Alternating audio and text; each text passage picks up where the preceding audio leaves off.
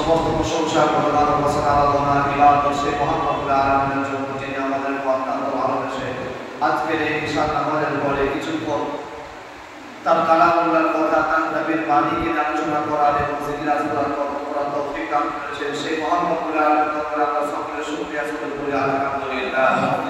তারপরে লক্ষ লক্ষ কোটি কোটি দরুদ ও সালাম বিশ্ব মানবতার প্রতি শাফিউল মুসলিমিন রাহমাতুল লিল আলামিন ইমামুল মুরসালিন খাতামুন নবিয়্যিন আশরাফুল আম্বিয়া জনাবে মুহাম্মদুর রাসূলুল্লাহ সাল্লাল্লাহু আলাইহি ওয়াসাল্লাম।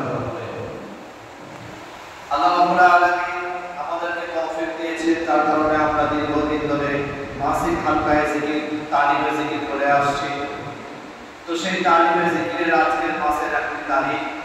তো আজকে আমি যে কোরআনের আয়াতে পাঠ করেছি, হাদিসের বাণী যেটা পাঠ করেছি, সেটাকে সামনে রেখে কয়েকটা আলোচনা করে কিছুক্ষণ থেকে আজকাল করে আমরা আমাদের গুনাহ খাতাগুলোকে, আমাদের জীবনের সামিরা কাবিরা সমস্ত গুনাহগুলোকে স্মরণ করে আল্লাহর দরবারে বসে মসজিদে বসে আল্লাহর কাছে তওবা করে চোখের পানি ছেড়ে দিয়ে মাফ চাইবো, ক্ষমা চাইবো। তারপরে আমরা আমাদের ব্যক্তিগত জীবনে যেমন আমরা জীবনযাপন করি সেই রকম ভাবে জীবনযাপন করবো। তো আজকে আমাদের মূল বিষয় যেটা হবে সেটা হলো মিশকাত শরীফ। মিশকাত শরীফটা হচ্ছে হাদিসের একটি গ্রন্থ, যে গ্রন্থটাকে ওলিউদ্দিন খতিব তিবরিজি তিনি বুখারী, মুসলিম, আবু দাউদ, নাসাই, ইবনে মাজাহ এছাড়া আরো বিভিন্ন হাদিসের গ্রন্থ, যে হাদিসের গ্রন্থতে আমলের প্রতি উৎসাহ দেওয়া হয়েছে, জাহান্নাম থেকে বাঁচা, আল্লাহর আযাব থেকে, আল্লাহর শাস্তি থেকে বাঁচার জন্য সেই সমস্ত বিষয় থেকে আমাদেরকে সতর্ক করানো হয়েছে। সেই হাদিসগুলোকে উনি বেছে বেছে নিয়ে মিশকাত শরীফের মধ্যে একত্রিত করেছেন, যার কারণে মিশকাত শরীফের মধ্যে কোনো সনদ নেই। উনি এখানে লিখে দিয়েছেন এই হাদিসটা বুখারীতে আছে, পুরো সনদটা উনি দেন শুধু সাহাবীর নাম দিয়ে বর্ণনা করে দিয়েছেন। উনি মিশকাত শরীফ লেখার সময়তে কিতাবুল ঈমান, প্রথমে ঈমানের আলোচনা উনি করবেন, তার আগে একটি ভূমিকা কায়েম করেছেন, ভূমিকা নিয়ে এসেছে। সেই ভূমিকাতে একটাই হাদিস রেখেছেন, সেই হাদিসটা হচ্ছে নিয়তের হাদিস। সাহেবে মিশকাত যিনি লিখছেন ওলিউদ্দিন খতিব তিবরিজি, যাকে মহিউস সুন্নাহ বলা হয়। তো ওলিউদ্দিন খতিব তিবরিজি উনি মিশকাত শরীফ কিতাবুল ঈমান থেকে শুরু করার আগে একটা ভূমিকা তৈরি করছেন, একটা সূচনা তৈরি করছেন। মানুষদেরকে কাজ করার জন্য আমরা যেমন একটা তালিকা দিয়ে এই কাজগুলো করতে হবে, এইভাবে করতে হবে, উনি একটা ভূমিকা দিচ্ছেন। সেই ভূমিকাতে একটাই হাদিস, সেই হাদিসটা বর্ণনা করেছেন হযরত ওমর ফারুক রাদিয়াল্লাহু তাআলা। হাদিসটা কি? না নিয়তের বিষয়ে হাদিস। ইন্নামাল আ'মালু বিন্নিয়াত ওয়া ইন্নামা লিকুল্লি ইমরিইন মা নাওয়া ওয়া ইন্নামা লিকুল্লি ইমরিইন মা নাওয়া ফামান কানাত হিজরাতুহু ইলা আল্লাহি ওয়া রাসূলিহি ফাহিজরাতুহু ইলা আল্লাহি ওয়া রাসূলিহি ওয়া মান কানাত হিজরাতুহু ইলা দুনিয়া ইউসিবুহা আও ইমরাআতিন ইয়ানকাহুহা ফাহিজরাতুহু ইলা মা হাজারা ইলাইহি।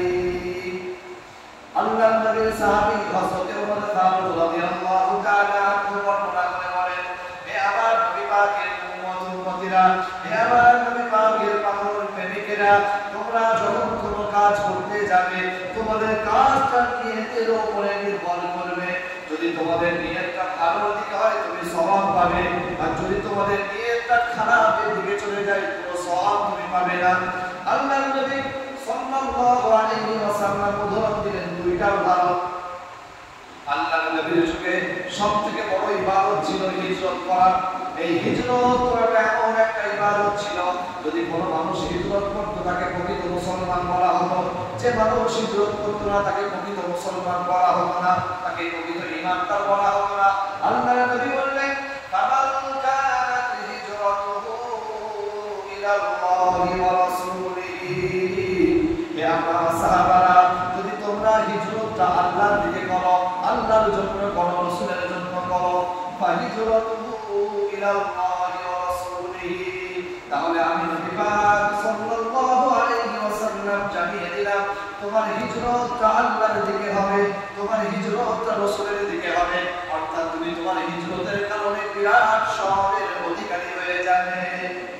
ওয়া মান কানাত হিজরাতুহু ইলা দুনিয়া ইউসিবুহা, যদি তোমাদের মধ্যে কেউ হিজরত মক্কা ছেড়ে মদিনায় চলে যায় ব্যবসার উদ্দেশ্যে, কেউ যদি তোমাদের মধ্যে থেকে দুনিয়া অর্জনের জন্য হিজরত করে, নিজের স্বার্থের জন্য হিজরত করে,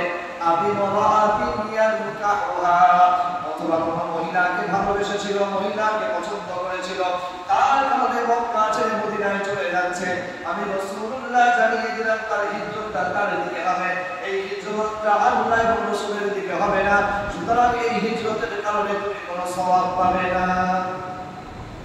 আল্লাহ নবী সাল্লাল্লাহু আলাইহি ওয়াসাল্লাম বললেন, ইন্নামাল আমালু বিন্নিয়াত, তোমাদের প্রতিটা কাজ নিয়তের উপর নির্ভর। নিয়তের উপর নির্ভর কোন কাজগুলো? মুবাহ কাজগুলো। ফরজ কাজ এটা আমার করতেই হবে। ফরজ কাজ আপনি যখন সেইভাবে করে দাঁড়িয়ে যাবেন, আপনি নিয়ত করুন আর নাই বলুন। আমি আগেও বলেছি, আজকে আবার আপনাদের স্মরণ করিয়ে দিচ্ছি যে নিয়ত করাটা ফরজ, বলাটা মুস্তাহাব। নিয়ত করাটা ফরজ, নিয়ত করতে হয় অন্তরে। কসাদা ইয়াকসিদু, এর মানে হচ্ছে মনে মনে কল্পনা করা, দৃঢ় প্রতিজ্ঞা করা। তো নিয়ত করাটা ফরজ যে আমি যোহরের নামাজটা পড়বো, এই মনে মনে মুখস্থ করা, মনে মনে ভাবা, মনে মনে পার্থক্য করা, এটা ফরজ, এটা করতেই হবে আপনাকে। মুখে বলা মুস্তাহাব। মুখে আপনি বলছেন যে আল্লাহ যোহরের নামাজটা পড়ছি, এটা মুখে বলা। নিয়ত করা ফরজ, নিয়ত করাটা মুস্তাহাব। আপনি নিয়ত বলুন আর নাই বলুন, কিন্তু মনে মনে নিয়ত করেন আপনি বাড়ি থেকে বেরিয়েছেন জোহরের নামাজ পড়ার জন্য, সরাসরি এসে যে আপনার নিয়ত আমি জোহরের নামাজ পড়তে বসে যাচ্ছি, আপনি এসে বসে দাঁড়িয়েছেন, ইমাম সাহেবের সামনে আল্লাহু আকবার বলে দাঁড়িয়ে হাত মেলে নিয়েছেন, কোনো কিছুই আপনি বলেননি, আপনার কোনো কিছু যায় আসে না আপনার নামাজ শুনতে। কারণ আপনি নামাজ পড়ার জন্য বের হয়ে এসেছেন, আপনি জুম্মা পড়ার জন্য বাড়িতে তৈরি হয়ে বের হয়ে এসেছেন, বেশ আদর তাকে লাগিয়ে আপনি রাস্তাতে অন্য কোনো কাজও করেছেন, কিছু তাতে যায় আসে না। আপনার মূল নিয়ত ছিল, মূল টার্গেট ছিল জুম্মা নামাজ পড়তে যাচ্ছি। রাস্তায় দেখা হয়েছে, কারোর সঙ্গে লেনদেন ছিল, টাকা পয়সা আপনি দিয়ে দিয়েছেন। রাস্তায় দেখা হয়েছে, কোনো দোকানে তার সাথে আপনি ওষুধকে ওখানে বলে নিয়েছে। এগুলো সব আনুষঙ্গিক কাজ, যদি দোকান বন্ধ থাকবে আপনি ওষুধ কিনতেন না। আপনার মূল নিয়ত হচ্ছে আপনি জুম্মা পড়তে যাচ্ছেন, এটাই হচ্ছে আপনার নিয়ত করা, এটাই হচ্ছে মনে মনে নিয়ত। এই নিয়ত করাটা খরচ, এটা আপনাকে করতেই হবে। আর মুখে বলা যে আল্লাহ আমি জুম্মা পড়তে যাচ্ছি, আল্লাহ আমি জুম্মার নামাজটা পড়ছি, এটা মুস্তাহাব, ভালো জিনিস। আপনার নিয়তের সঙ্গে মনের, মানে মুখের শব্দের সঙ্গে মনের এটা শব্দটা মিল হয়ে গেল। কারণ মুখে বলাটা আল্লাহ পছন্দ করে। আল্লাহ রাব্বুল আলামিন জানে না যে আমরা কষ্টে আছি, আল্লাহ রাব্বুল আলামিন জানে না যে আমরা পেরেশানির মধ্যে আছি, আল্লাহ রাব্বুল আলামিন বুঝতে পারে না যে আমরা বিপদের মধ্যে রয়েছি, আল্লাহ রাব্বুল আলামিন জানে না আমরা অসুস্থর মধ্যে রয়েছি। তারপরও আল্লাহ বলছে আমার কাছে চাও, আমার কাছে বলো, আমাদের চাইতে হবে। আল্লাহ বলাটাকে খুব পছন্দ করে। তো সেই কারণে আপনি যদি মুখে বলেন যে আল্লাহ আমি জোহরের নামাজ পড়ছি, নামাজটা পড়বো, বা আমি এইভাবে জোহরের নামাজটা পড়ছি, আমার সঙ্গে মুখ থেকে মুখ করে, এটা মুখে বলা, এটা মুস্তাহাব, ভালো জিনিস। আপনি বলতে পারেন কি তাড়াতাড়ি এসে দাঁড়িয়ে গেছে আল্লাহু আকবার বলে, আপনার কোনো কিছু যায় আসে না, আপনার নামাজ শুদ্ধ, আপনার নামাজ শুদ্ধ।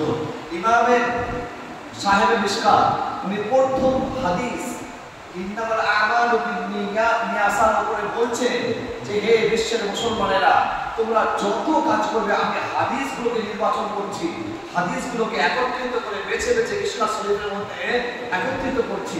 এই কাজটা যদি আমি লোক দেখানো করি তাহলে আমি কোনো সওয়াব পাবো। এই কাজটা, এত বড় কাজটাকে যদি আমি লোক দেখানো করি তাহলে আমার কোনো সওয়াব আমার কপালে আসবে না, কোনো সওয়াব আমার আমলনামাতে দেওয়া হবে না। এত বড় কাজটা উনি উদাহরণ দিলেন দুটো।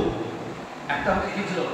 যদি কেউ হিজরত আল্লাহর জন্য, রাসূলের জন্য, ইসলামকে বাঁচানোর জন্য, ঈমানকে বাঁচানোর জন্য করে, তাহলে সেই হিজরতের কারণে বিরাট সওয়াবের অধিকারী হবে।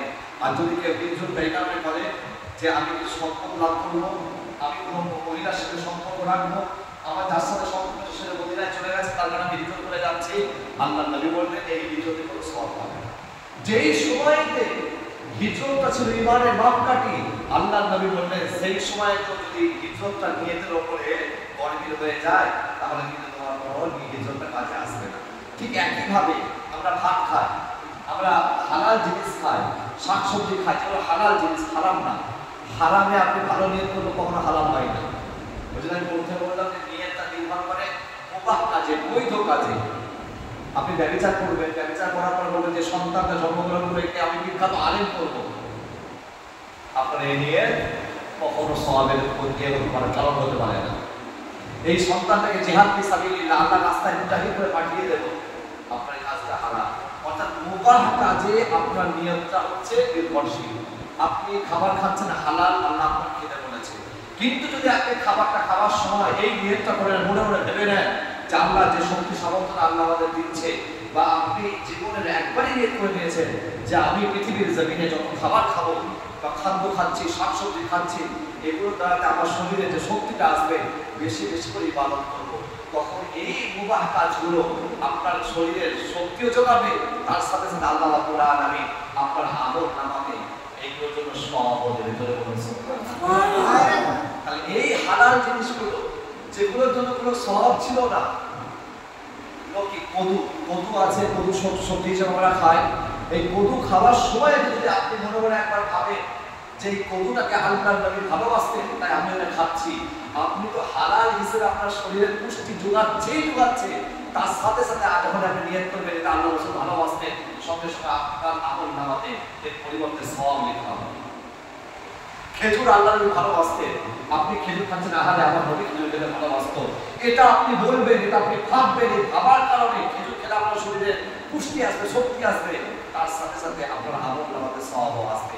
তাহলে বৈধ কাজ, হালাল কাজ যেগুলো আমার আপনার জন্য কোনো সওয়াবের কারণ ছিল না, শুধুমাত্র সামাজিকতার বিষয় ছিল, শারীরিক বিষয় ছিল, সেই বিষয়গুলোতে যদি আপনি নিয়তটাকে শুদ্ধ করে নিই, তাহলে আমার নিয়তের কারণে শক্তিও আমার যোগাচ্ছে, উপরন্তু আমরা সওয়াবের মালিক হচ্ছি। এটাই হচ্ছে ইন্নামাল আমালু বিন্নিয়াত।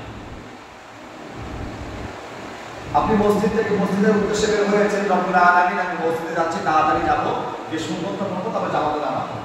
আপনি রাস্তাতে কোনো কাজে ব্যস্ত হয়ে গেছেন, আসার পরে যদি ইমাম সাহেব তাকবীর দিয়ে ইমাম দাঁড়িয়ে পড়েছেন মুসাল্লাতে, আপনি যে সুন্নত পড়তে পারলেন না, সরাসরি ইমামের দিকে দাঁড়িয়ে পড়লেন।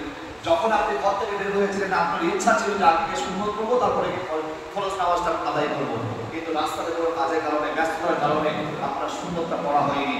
নিয়ত থাকার কারণে আল্লাহ রাব্বুল আলামিন যতক্ষণ না আপনি সুন্নতটা আদায় করবেন ততক্ষণ আপনাকে সওয়াব দিতেই থাকবে। যখন সুন্নতটা আদায় করবেন আমার সুন্নতের সওয়াব দেওয়া হবে। এটাই হচ্ছে ইন্নামাল আমালু বিন্নিয়াত, এটাই হচ্ছে ইন্নামাল আমালু বিন্নিয়াত।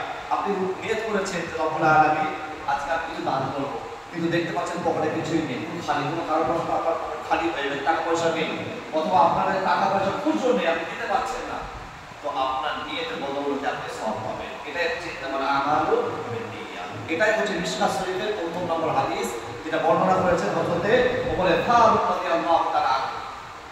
তারপরেই কিতাবুল ঈমান শুরু করছে, কারণ আমার আপনার সব কিছু নির্ভর করবে ঈমানের উপরে। ঈমান যদি না থাকে সব শেষ, আর ঈমান যদি থাকে তাহলে সুবহানাল্লাহ কাজে আসবে, আলহামদুলিল্লাহ কাজে আসবে। কিন্তু ঈমান যদি না থাকে, ঈমানটা ঠিক কারেন্টের বিজলির মতো, কারেন্টের মতো, লাইটের মতো। আপনি পুরো ঘর অয়েলিং করেছেন, আর আপনি মেন তার থেকে অয়েলিং এর সাথে কোনো সংযুক্ত আপনি করেননি, তখন কোনো কারেন্ট আপনি যোগাযোগ করেননি। যেমন আপনার বাড়ির সমস্ত ওয়াইরিং গুলো বেকার, কোনো লাইট জ্বলবে না, পাখা চলবে না, এসি চলবে না, ঠিক তদ্রূপ আপনি যতই ভালো আমল করেন না কেন, ঈমান যদি আপনার মজবুত না থাকে, ঈমান যদি আপনার সঠিক না থাকে, ঈমান যদি আল্লাহর প্রতি, আল্লাহ রাসূলের প্রতি যদি ভালোভাবে না থাকে, আপনার সব ইবাদতগুলো বেকার, আপনার সব ইবাদতগুলো বেকার। ওই ঈমানটার বিরাট একটা ক্ষমতা রয়েছে, ঈমানের একটা দখল রয়েছে। ঈমানটাই হচ্ছে আমার আপনার জান্নাতে যাওয়ার মূল কারণ। আমি আপনি জান্নাতে যাব এর মূল কারণ হচ্ছে ঈমান। কারণ জান্নাতের চাবি লা ইলাহা ইল্লাল্লাহ, আর লা ইলাহা ইল্লাল্লাহ হলো ঈমানের মূল স্তম্ভ। যার কারণে সাহেবের ইসকাত, যিনি ইসকাত লিখছেন, উনি কিতাবুল ঈমান শুরু করলেন, দ্বিতীয় হাদিস নিয়ে আসছেন, সেটা হযরত ওমর ফারুক রাদিয়াল্লাহু আনহু বর্ণনা করছেন। হযরত ওমর ফারুক রাদিয়াল্লাহু তাআলা আনহু বর্ণনা করে বললেন, বাইনামা নাহনু ইনদা রাসূলিল্লাহি সাল্লাল্লাহু আলাইহি ওয়াসাল্লাম, আমরা আল্লাহর রাসূলের সামনে বসা অবস্থায় ছিলাম। ইয তালা আলাইনা রাজুলুন শাদীদু বিয়াদিস সিয়াম, হঠাৎ করে একজন আগন্তুক আমাদের সামনে চলে আসলো। তাকে দেখতে কেমন ছিল? রাজুলুন শাদীদু বিয়াদিস সিয়াম, যে আগন্তুকটা এসেছিল ওই আগন্তুকের জামা কাপড় ছিল সাদা রঙের, ঝকঝকে সাদা, কোনো ময়লা তাতে ছিল না, কাপড়টা ভাঁজ করা ছিল না, কাপড়ের মধ্যে সফরের কোনো চিহ্ন ছিল না, ধুলোবালি লেগে তাদের মধ্যে কোনো ধুলোবালি ছিল না। সাওয়াদু শার, আল্লাহর নবী সাল্লাল্লাহু আলাইহি ওয়াসাল্লামের সাহাবী হযরত ওমর ফারুক রাদিয়াল্লাহু তাআলা বর্ণনা করে বললেন, ওই আগন্তুক ব্যক্তিটার মাথার চুলগুলো ছিল কালো কুচকুচে, মাথার চুলগুলো ছিল কালো কুচকুচে। লা ইয়ারিফুহু মিন্না আহাদুন, আমাদের মাঝে ওই ব্যক্তিকে কেউ চেনে না। ওয়ালা ইউরা আলাইহি আসারুস সাফর, ওই ব্যক্তিটা কাছের কোনো মানুষ ছিল না, ওই ব্যক্তিটা দূর থেকে এসেছিল, কিন্তু তার শরীরের মধ্যে সফর করার কোনো চিহ্ন আমরা দেখতে পাচ্ছিলাম না। হাত্তা জালাসা ইলান নবী সাল্লাল্লাহু আলাইহি ওয়াসাল্লাম, এই আগন্তুক এসে আল্লাহর নবীর কাছে বসে গেলেন। ফাআসনাদা রুকবাতাইহি ইলা রুকবাতাইহি, নিজের হাঁটুগুলোকে আল্লাহর নবীর হাঁটুর সঙ্গে লাগিয়ে দিলেন। লাগিয়ে দেওয়ার পরে কেউ কেউ বলেছে বাবু হয়ে বসে আল্লাহর নবীর হাঁটুর সঙ্গে লাগিয়েছিলেন।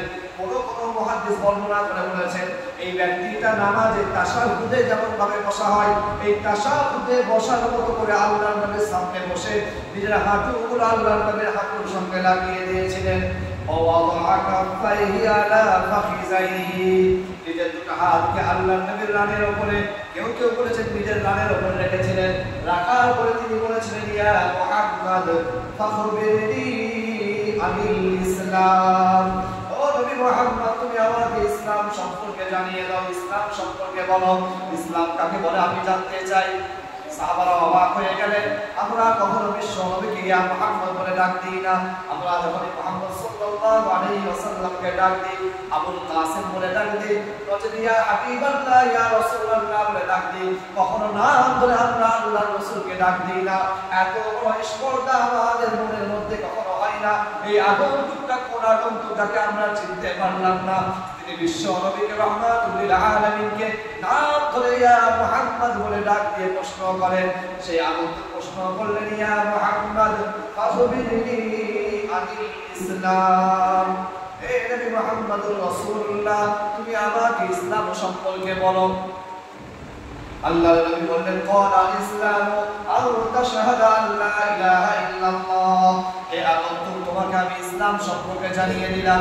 ইসলাম বলা হবে তুমি সাক্ষী দেবে আল্লাহ ছাড়া কোনো উপাস্য নাই, পৃথিবীর সমস্ত নিজামটা ব্যবস্থা চলে আল্লাহর নেতৃত্বে, পৃথিবীর এই নিজামের মধ্যে কোনো মানুষ শরীক থাকতে পারে না। আল্লাহ রাব্বুল আলামিনকে এক মালিক করে মেনে নেবে, আল্লাহ রাব্বুল আলামিনকে খোদা বলে মেনে নেবে, আল্লাহ রাব্বুল আলামিনকে প্রতিপালক বলে মেনে নেবে। এটাই হলো তোমার জন্য প্রথম সাক্ষী। দ্বিতীয় নম্বর সাক্ষী হলো ওয়া আন্না মুহাম্মাদার রাসূলুল্লাহ, আর আমি আব্দুল্লাহর পুত্র মুহাম্মদ আল্লাহর প্রেরিত রাসূল, এই কথার সাক্ষী তোমাকে দেওয়া লাগবে। শাহাদাতাইন, ঈমানের ইসলামের প্রথম স্তম্ভ, প্রথম খুঁটি শাহাদাতাইন, আল্লাহকে এক বলে মেনে নেওয়া, সাক্ষী দেওয়া, আল্লাহর নবীকে রাসূল বলে মেনে নেওয়া, সাক্ষী দেওয়া। কারণ এই দুটো জিনিসের উপরে পুরো ইসলামটা, ঈমানটা নির্ভর করছে, আল্লাহর উপরে আর রাসূলের উপরে। এই দুটো বিষয় যদি সন্দেহ এসে যায়, আমি আপনি হাজারো ইবাদত করি না কেন, কোনো ইবাদত কাজে আসবে না। কোন একজন ব্যক্তিকে, মুসলমান স্কলারকে একজন জিজ্ঞাসা করছে যে ইসলাম ধর্ম সত্য, বাকি ইহুদি ধর্ম এগুলো আল্লাহর পক্ষ থেকে, খ্রিস্টান ধর্ম আল্লাহর পক্ষ থেকে, এগুলো সত্য নয় কেন, এগুলো মিথ্যা কেন, এগুলো বাতিল কেন? এখন বলছে দেখো এখন এগুলো বাতিল অনেকগুলো কারণে, তার মধ্যে তিনটে কারণ তোমাদের সামনে বলা হলো। এক নম্বর কারণ, যাকে আমরা আল্লাহ বলে মানবো, যার কাছ থেকে বিধান এসেছে, যার কাছ থেকে শরীয়ত এসেছে, যার কাছ থেকে ইসলাম এসেছে, ধর্ম এসেছে, এই আল্লাহকে, খোদাকে সঠিক থাকতে হবে। পৃথিবীতে হযরত আদম আলাইহিস সালাতু ওয়াস সালাম থেকে নিয়ে মুহাম্মদুর রাসূলুল্লাহ পর্যন্ত যত নবী এসেছে, প্রত্যেকটা নবীতে, নবীদের আসমানি গ্রন্থে, তাদের শরীয়তে আল্লাহ শব্দটা আলিফ লাম হা এই তিনটে অক্ষর দিয়ে আছে। কোথায় আল্লাহ আছে, কোথায় ইলাহ আছে, কোথায় ইলি আছে, এই তিনটে শব্দ দিয়ে আছে। এই তিনটে শব্দের বাইরে আল্লাহ বলে কোনো শব্দ আর নেই। খ্রিস্টানরা সেই শব্দটাকে বিকৃতি করে দিয়ে বলে গড। তিনি বললেন যার কাছ থেকে বিধান এসেছে সেটা যদি বিকৃতি হয়ে যায় তাহলে তাকে আমরা বিধাতা বলে মানতে পারি না। বিধাতা মানে যে বিধান দিয়েছে বিধান আমরা তাকে মানতে পারি না, যদি তাকে বিকৃতি করে দেওয়া হয়, তাকে পরিবর্তন করে দেওয়া হয়। তো আমরা যত বই দেখলাম, হযরত ঈসা আলাইহিস সালামকে যখন আসমানে তুলে নেওয়া হয়েছিল, সেই সময় তো ওনার 12টা হাওয়ারি অর্থাৎ অনুসারী ছিল। এই 12 জনের কাছেই ইনজিল গ্রন্থ ছিল। এই 12 জনের কাছে ইনজিল গ্রন্থ থাকার পরে বিভিন্ন গ্রন্থে বিভিন্ন ধরনের লেখা রয়েছে। কোনো জায়গায় রয়েছে গড, কোনো জায়গায় রয়েছে অন্য শব্দ।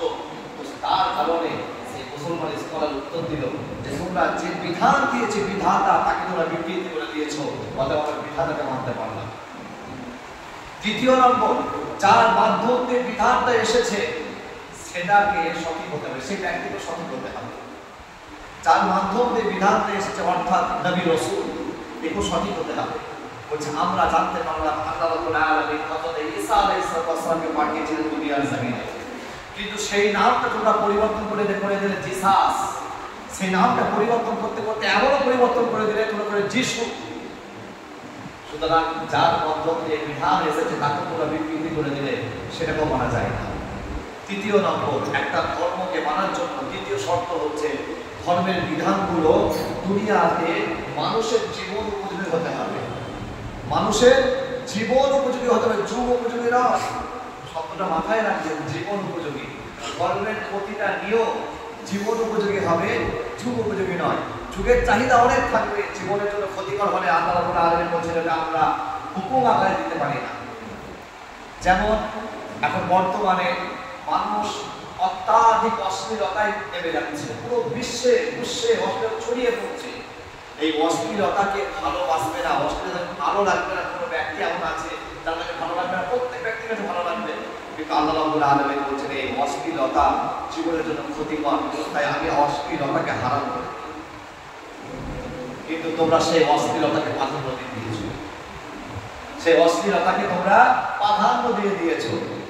যেটা তোমাদের জন্য খাবার হিসেবে, যেটা তোমাদের জন্য ক্ষতিকর, সেটাকে আমি আল্লাহ হারাম করে দিয়েছি। খাবারের জন্য দুটো বিষয় সূত্র দিয়েছি, একটা হচ্ছে হালাল হতে হবে, দ্বিতীয় তয়্যিব হতে হবে। খাবার যেগুলো আমরা খাই দুটো জিনিস থাকতে হবে, হালাল হতে হবে, বৈধ পন্থায় হতে হবে, আর দ্বিতীয় তয়্যিব হতে হবে, অর্থাৎ সেটা স্বাস্থ্যকর এবং রুচিশীল হতে হবে, তবে সেটা আপনি খেতে পারবেন, আপনি খেতে পারবেন। আপনি যদি শুকরের মাংস যদি আপনি বৈধ পন্থায় কিনে টাকা দিয়ে কিনে এনেছেন, কিন্তু এটা বৈধ পন্থায় কিনছে, কিন্তু তয়্যিব নয়, এটা খাওয়া যাবে না। আবার আপনি কোনো ভালো জিনিস অবৈধ পন্থাতে কিনছে, তারও সেটা খাওয়া যাবে না।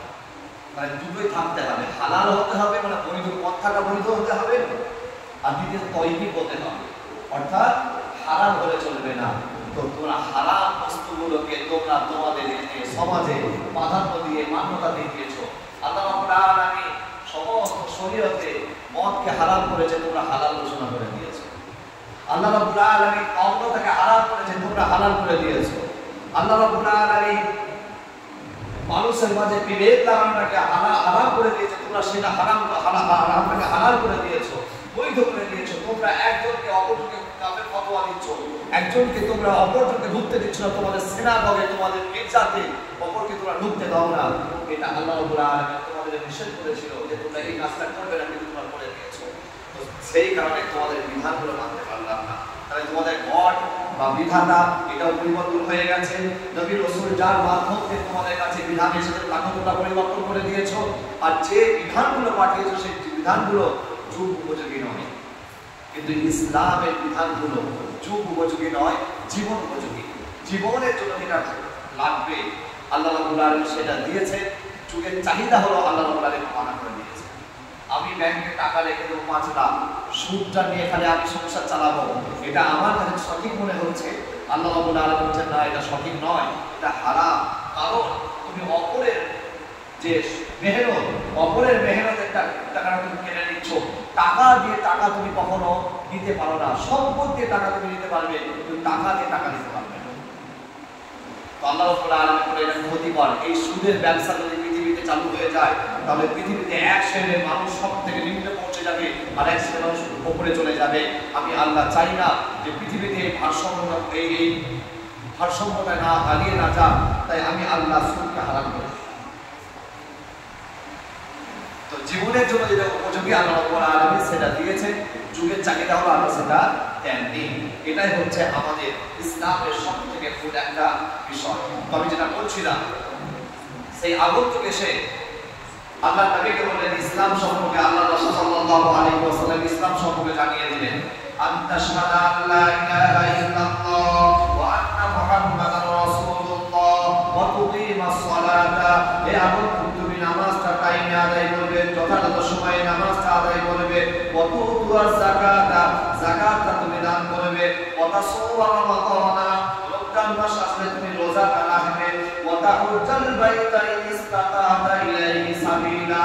তুমি যদি তোমার সামর্থ্য থাকে, তোমার কাছে যদি অর্থ থাকে, সম্পদ থাকে, খানায় কাবা থেকে আবার ঘরে ঘুরে চলে আসতে পারবে, তাহলে তোমার জন্য ইসলাম হজকে ফরজ করে দিয়েছে।